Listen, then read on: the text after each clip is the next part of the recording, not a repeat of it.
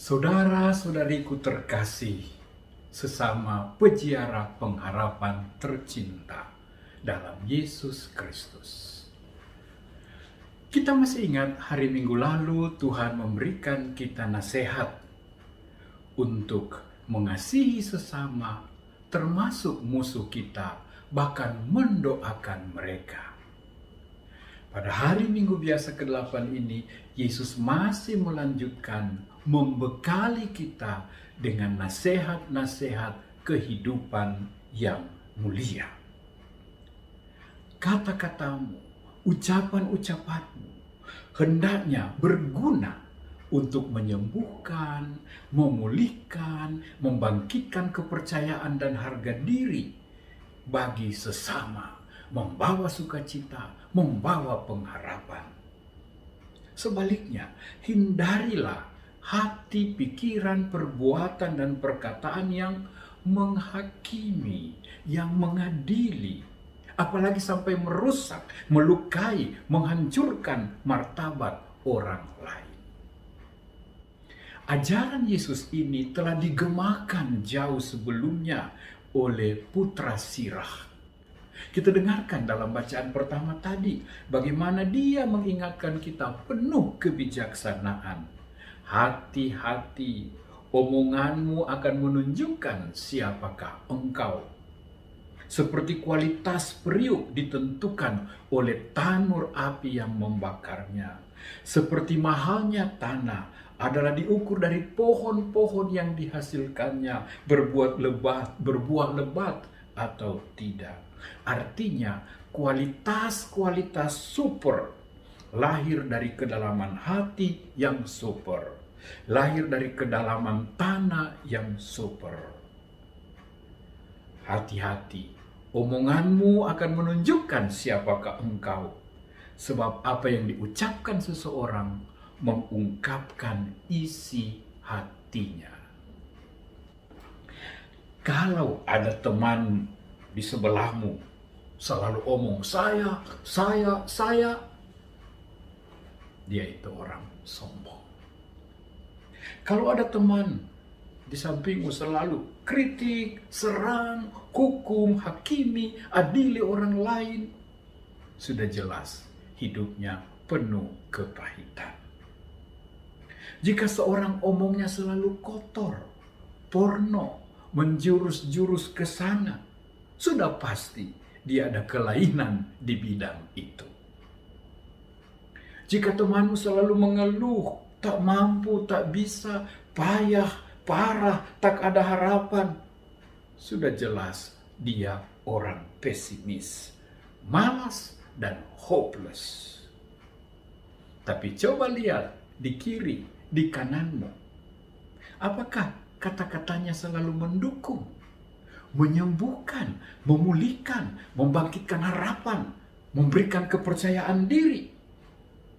Kalau begitu, nah jelas yang di kiri dan kananmu adalah malaikat-malaikat yang lupa memakai sayapnya.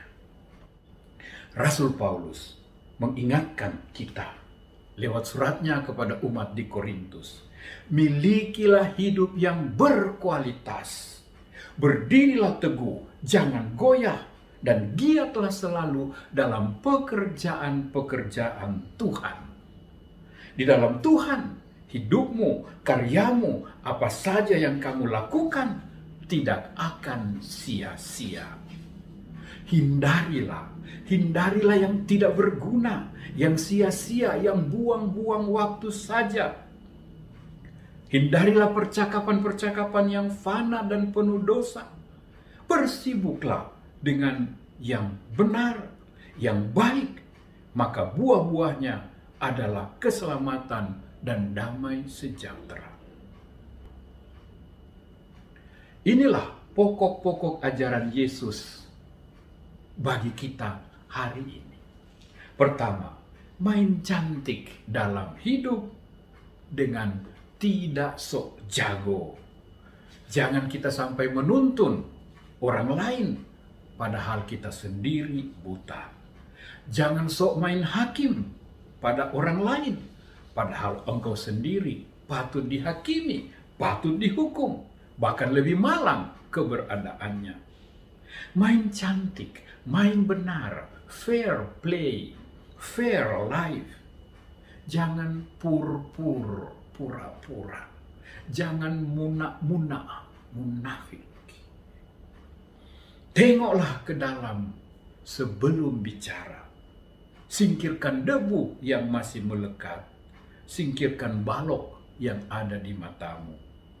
Ebit GAD pernah menyanyikan tembang indah ini. Main cantik, fair play, hidup cantik, fair life, tidak usah pakai bungkus kemunafikan. Lain di luar, lain di dalam. Lain bungkus, lain isinya. Jangan tergiur oleh covernya saja. Tengoklah ke dalam. Jika kau temukan dirimu salah, sakit, buta, rabun, kotor, kena wabah, penuh virus, datanglah lebih dahulu kepada sang tabib segala tabib untuk disembuhkan, dipulihkan. Jangan dulu cepat-cepat buka praktek mengobati orang.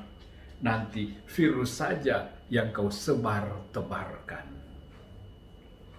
Kedua, main cantik, fair play dalam hidup dengan hindari main hakim.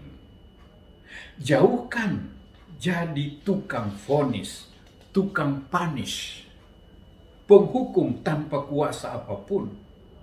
Yesus ingatkan, penghakiman itu milik Allah. Sebab Dia saja yang melihat keseluruhan hati seseorang.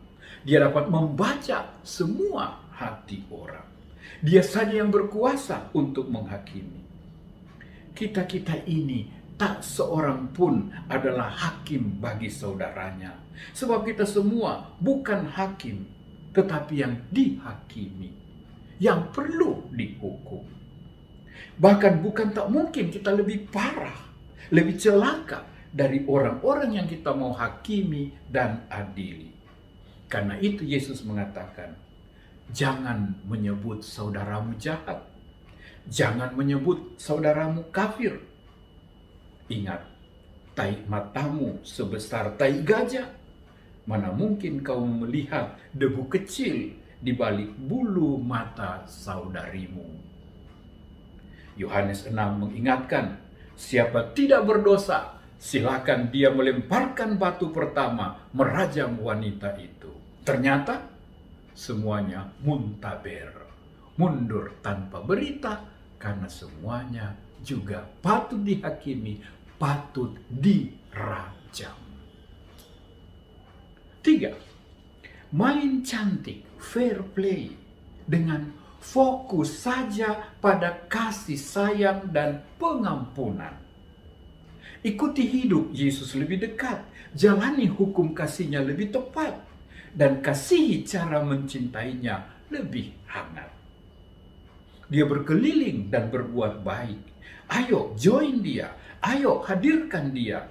Berkeliling berbuat baik dengan kata-kata yang meneguhkan, jangan takut. Dengan kata-kata pengampunan, peace be with you, aku tidak menghukum engkau. Dengan kata-kata penghargaan, bangunlah dan jangan berbuat lagi. Join dia dengan perbuatan-perbuatan baik, berbagi rezeki, menjadi si Samaria yang baik, menjadi bapa yang baik bagi anak yang hilang, menjadi pengampun bagi wanita berdosa, menjadi pembuka Firdaus bagi penyamun yang bertobat. Hati-hati saudara-saudari, janganlah kita salah menafsirkan seolah-olah Yesus ingin kita membiarkan yang salah dengan tidak menegur. Kita membiarkan yang berdosa dengan tidak menasehati, dengan tidak peduli akan pelanggaran-pelanggaran yang terjadi. No, bukan demikian. Kita boleh saja menegur, kita boleh saja menasehati, kita boleh saja mengoreksi, tapi lebih dahulu kenalilah dirimu. Jangan engkau buta lalu menuntun orang buta. Dua-duanya masuk parit, masuk got. Mungkin juga kau saja yang masuk, karena si buta pikir, mengapa ikut orang buta itu? Tuhan minta kepada kita, boleh menasehati, boleh mengkritisi saudaramu, tetapi atas nada dasar cinta. Atas nada dasar hati yang murni, yang tulus, yang mengasihi saudaranya, seperti dia mengasihi dirinya, seperti Tuhan mengasihi saudara itu yang berdosa sekalipun. Kalau isi hatimu baik, kalau isi hatimu bersih, suci, kudus, dan murni, maka kata-katamu, sinar matamu, kelakuanmu, perbuatanmu sudah bisa menunjukkan siapakah engkau, sudah bisa menjadikan engkau Injil yang hidup, Injil yang terbaca, menjadi Kristus yang hidup, the living gospel. Bagaimana kita bisa main cantik, fair play ala Yesus? Berdoalah, mohon bantuan Roh Kudus.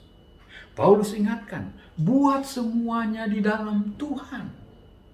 Memuji, menasehati, ya, membantu, menolong, buat semua di dalam Tuhan.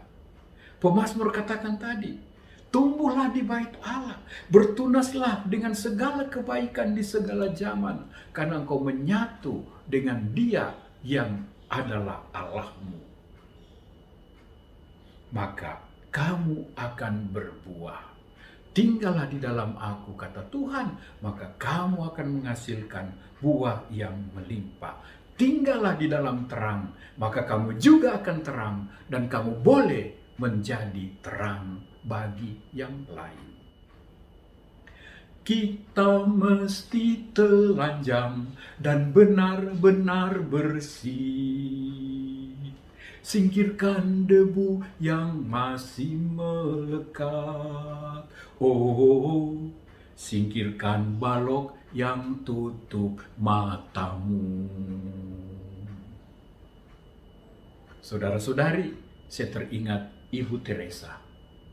Katanya, ketika kamu menghakimi seseorang, kamu kehilangan kesempatan untuk mencintai. Dan Paus Fransiskus berkata, siapakah aku ini sehingga aku harus menghakimi sesamaku? Tuhan, ajarilah kami main cantik, hidup tulus, hidup murni seperti hatimu.